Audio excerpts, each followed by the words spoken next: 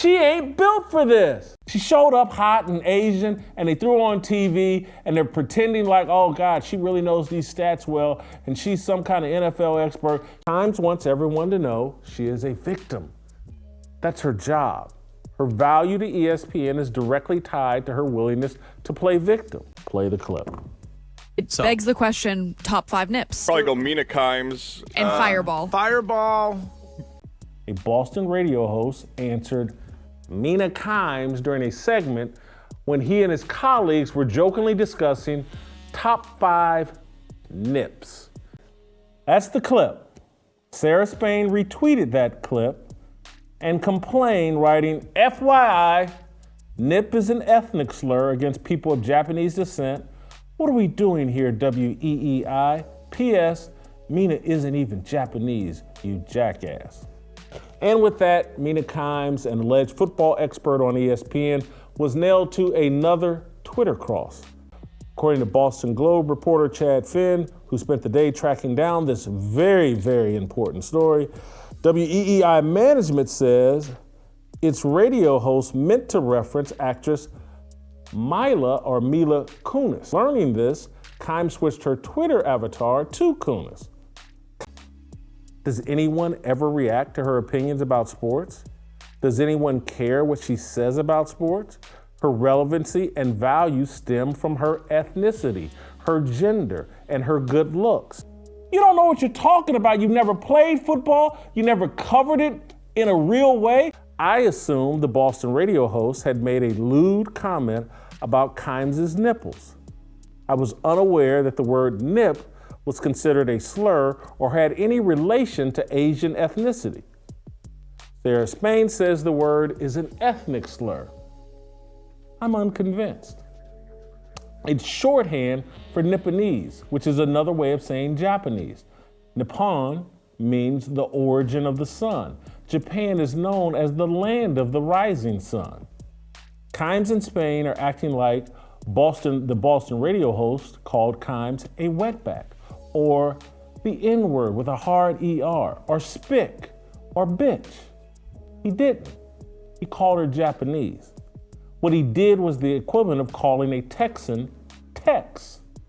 At worst, it's the equivalent of George Jefferson tossing around the word honky on his TV show from the 70s and 80s. No one cared then, and no one cares now. How was Kimes harmed? Help me think this through. How was she harmed? A guy in Boston on some low-level radio station, or, WEI is popular in Boston, but Mina Kimes doesn't even know who this dude is. I don't even know his name, and I've read it a dozen times on Twitter in the past 24 hours, but I don't know his name. How was she harmed by this dude saying something stupid on this radio show? I mean, seriously, how was she harmed? The next time a black ex-con beats up an Asian shopkeeper in Los Angeles or New York, will Kimes claim that a white radio host in Boston created the culture of Asian hate? Were Kimes' feelings legitimately hurt? Is she less employable today than yesterday? Is the sports media world rigged to discriminate against Asian journalists? I'd argue just the opposite. Mina Kimes has a high-profile TV job because she's Asian and female. She's no expert on the NFL. She's a decent sports writer. But ESPN has more than 24 sports writers far more accomplished, skilled, and informed than Mina Kimes. And some of them are women. But they're not Asian, and they're not as attractive as Kimes, and they might not be as comfortable playing the victim as Kimes. It's all she's got.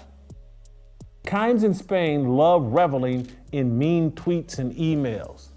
They make news every time they pretend they're the only sports writers getting criticized. I mean, the only sports writers getting criticized. I would love, read my mentions and read them for decades. Read letters to the editor from back in the 90s and 2000s. And again, that's not me asking anybody to feel sorry for me or to glorify me, but criticism goes along with the job. Everybody deals with it, men and women. And maybe many of you are, men and women. There's a lot of guys that don't want to be in the opinion business because they don't want to take the blowback that goes along with it. They're much more comfortable being feature writers or just straight up news reporters because they don't want the heat that comes along with stating an opinion. There will be blowback, and much of the blowback will be nasty and inconsiderate. It's nothing. It's the price of admission. It's the price of the high-profile jobs and that big paycheck. People just don't throw flowers at your feet. And particularly when everybody's sitting there going, she's on the same level as Dan Orlovsky and Ryan Clark and all these other guys and these Louis Riddick and all these other guys that talk football in a real way. ESPN plays along with this silliness because they are slaves to diversity, equity, and inclusion. Slaves to it. They hope, and they're hoping and praying Mina Kimes will transition at some point so they could really milk this thing. Of course, ESPN put out a statement defending their Asian Instagram model. There's no place for these type of hateful comments, which were uncalled for and extremely offensive. That's what ESPN said in a statement. Hateful? Did ESPN watch the same video clip that we played here? The dude thought he was being funny. He wasn't being hateful, and he wasn't trying to offend. He made a stupid joke. No harm, no foul. Hateful? This is what we reduced hate to? Name your top 5 nips. Mina Kimes. Mina Kimes is nowhere in the room. She's not listening in Boston. It has no impact on her, but this is hateful? Do these guys know what hate is? The word nip was popular during World War II. American soldiers used the word when referring to Japanese soldiers. I'm sure some WW2 veterans use the word in a derogatory fashion. But World War II has been over for more than 70 years.